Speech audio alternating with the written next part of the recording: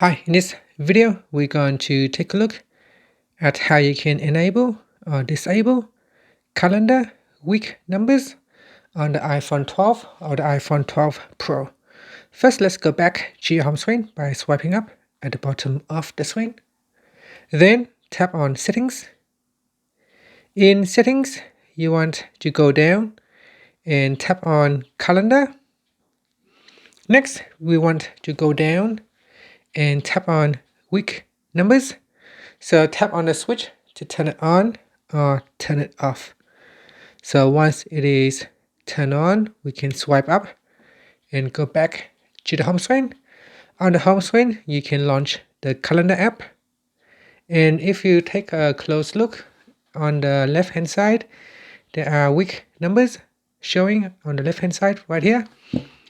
Now if I tap on the back key and go to September, you can see it shows week 37, 38, 39, and 40. And it can continue to go on and on. So that's how you can turn on or turn off week number. And that's it. Finally, you can swipe up to go back to the home screen. Thank you for watching this video. Please subscribe to my channel for more videos.